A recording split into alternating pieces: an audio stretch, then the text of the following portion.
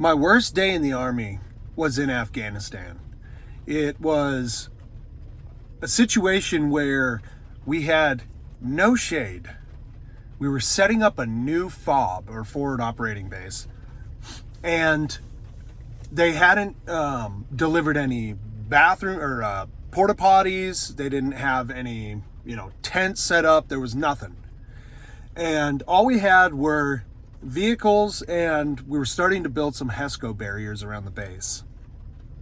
And the first night, after flying in on the helicopters, we get dropped off in the middle of this, just nothing. It's just flat ground with mountains standing off, a mile on any side. And the first thing I noticed was it was really, really hot. And the only place to find shade was you'd have to crawl underneath the Humvees, right? That was the only shade, but it would still become like a blast oven under there. So anyway, the first night, the CO, the battalion CO, orders a bunch of, they're called goat kebabs. It's like goat meat wrapped up in like some sort of a flatbread situation. And so everyone gets some goat kebabs, and I'm eating one, and all of a sudden I feel my stomach just start immediately gurgling. Like, it just does not like these goat kebabs. And so I just that's weird. Well, I'll stop eating it. So I stopped eating it, and all of a sudden I felt sicker than I've ever felt in my life. Like, this happened within a space of 2 minutes. So I get super sick, and I have to run to where our medic, Doc, is. So I run to the other side of the compound. Now, mind you, it's at night. And I'm running behind, but near these 81 millimeter mortars. And there's fire missions going out, because there's people that are going out on patrols and they're getting into contact. And so these mortars are shooting in the night. And so it's really kind of surreal, because I'm like, my guts are rolling. I just feel like crap, just horrible. So I have to go over to find Doc. But then at the same time, it's like these big mortars are going off right next to me, because I don't realize how close I am. It's so dark. So finally I find Doc. I'm like, hey, I don't feel so good. And he's like, well, there's not much I can do for you until the med tent gets set up. So here's some Imodium. Now, Imodium stops up your guts. It keeps you from going to the bathroom. And I'm like, oh man, really? Okay. So I took some. And as I'm walking back to our position where we were, about halfway, all of a sudden I just start going in my pants. I don't want to get too graphic about it, but I just start going in my pants. I'm like, oh no. So we get back to our position, and I got a pants full of this stuff, So I take it off. I take off my pants, and I wipe myself up as good as possible. I put on new pants, and all of a sudden I'm just going in those pants. So now 2 sets of pants have been ruined. I can't get to the slit trench. There's a slit trench, that's all. There's no porta potties yet. So I'm feeling really weak. So I start going to the slit trench, which is about, everything's so far away, because we're trying to set up a battalion FOB, right? And so I'm trying to get to the slit trench, which is probably 300 feet away. And I'm going again in my pants. I'm just like, oh my goodness. This is crazy. So finally get to the slit trench, do my business, and then I have to come back, and I only have 3 pairs of pants. So now I'm like, okay, I better not do anything in these pants. And I'm popping Imodium, it's not doing anything, right? And so I get back to our position, and I fall asleep. And then I get woken up for guard. So I go out on the gun, and all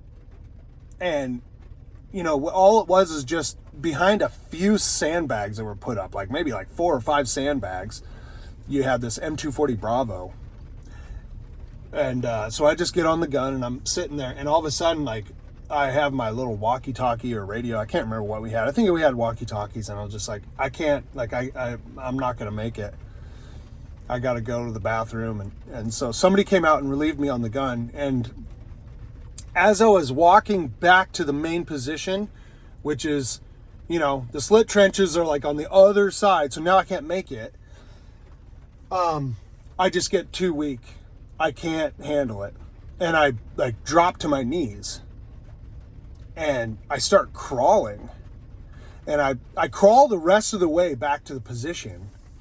And then they're like, all right, well, like, go to sleep on this cot. So I crawl up onto this cot and I fall asleep. I wake up in the morning and all of my joints are locked up and I have massive cramping. And I'm like, I don't know what's happening here. Like, this is crazy. And there's flies all over my pants. I had apparently done my business in the night, didn't wake up. Like, I couldn't, you know, there was nothing I could do about it. It just happened. And I'm like, oh my goodness, this is bad. And I'm the only one that has this, it seems like. Well, that day, they fly in a couple of items that we needed. Porta potties, first of all. And they put the porta potties somewhat close.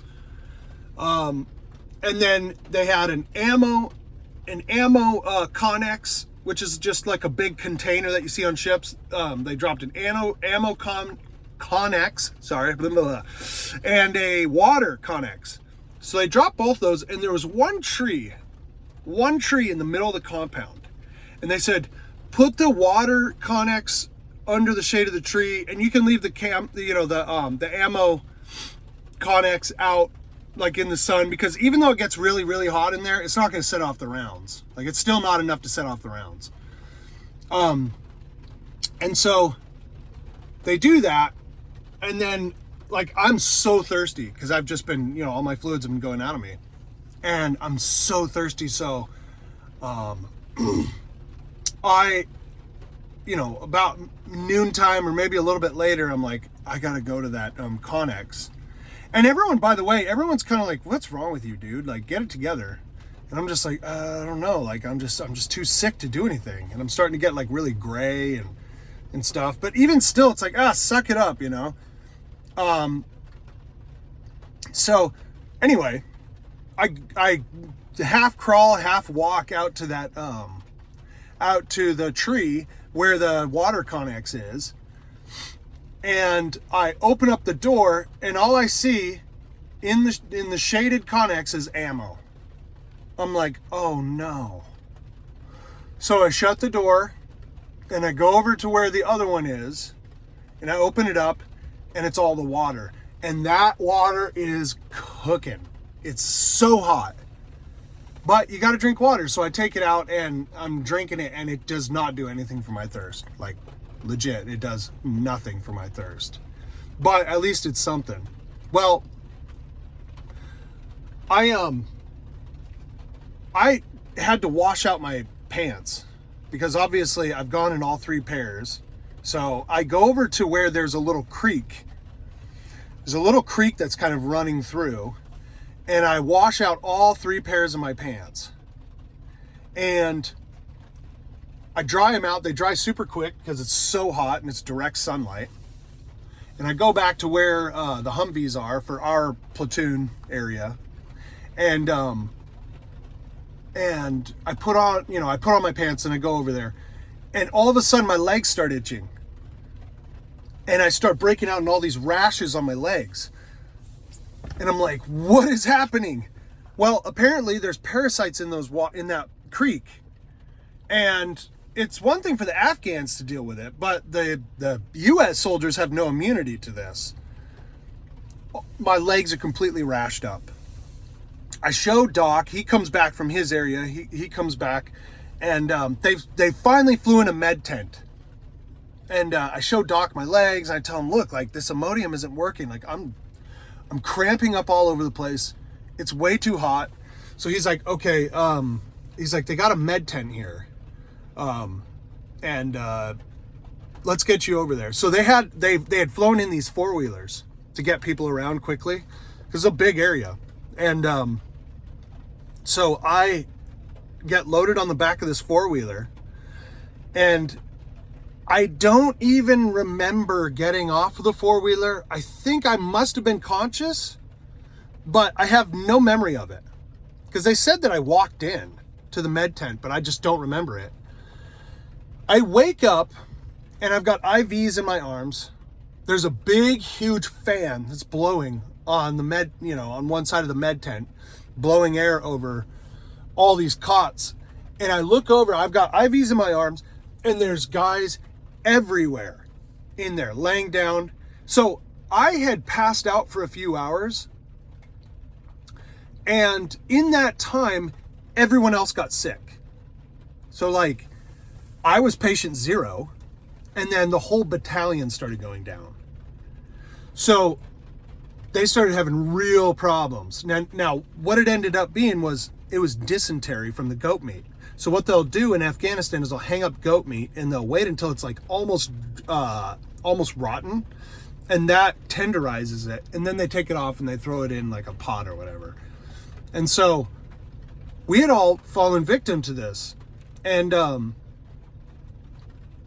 passed back out again. I remember like coming up to consciousness and then like looking around and seeing all these guys and everyone's like groaning and stuff. So I passed back out again, and then I wake back up, and I wake up to my lieutenant, my LT, the platoon leader, talking to the PA, who is like the doctor for the battalion. And I hear him saying like, you need to get food into this soldier. If you don't, like, we'll have to medevac him out of here, because he'll be like, his body is shutting down. He's gonna die if he doesn't eat, basically. So you have to get food into this soldier. So I'm like going in and out of consciousness because I'm so weak, and they've got fluids going in me and everything. And so then my lieutenant goes, he brings over an MR8, and he's like, listen, Gus, you have to eat. I don't care what you have to do. You have to get something inside you. And when your whole entire stomach and everything is cramping up, the last thing you want to do is eat. Like, it just doesn't sound fun at all. Like, it's just, food is disgusting. You're just kind of like, even though you're weak and you technically should be hungry, you do not want to eat. He's like, I don't know what we have to do, but we have to get calories in you. Your body can't fight this. It's shutting down. You got to eat. So I took one of those biscuits. It's really hard and dense, and I just like nibbled on it for a little while. And I basically just laid in that bed for the next 2 days. And then our platoon got relieved. We got orders to go to Ghazni after that. So my specific platoon was not going to continue with the setup of the FOB. So we ended up getting on a chopper and getting out of there. And we got back to Kandahar. I think we went to Kandahar or Bagram. I can't remember which one, before we headed out to Ghazni. And there was a guy that had, he had been back at Kandahar, CAF or whatever.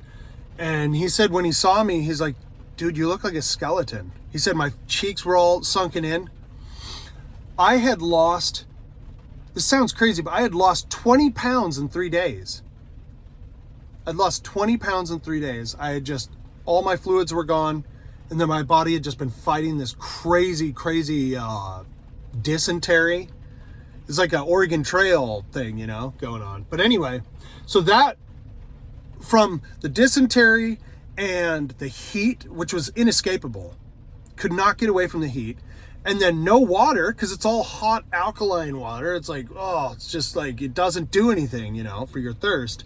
Between all those different factors, I would say that was my worst day in the Army, even worse than like firefights and, things that technically could have been worse. I mean, it just, being that close to, I guess, my body shutting down just really made for a terrible time. So anyway, that's the story for today. Thanks.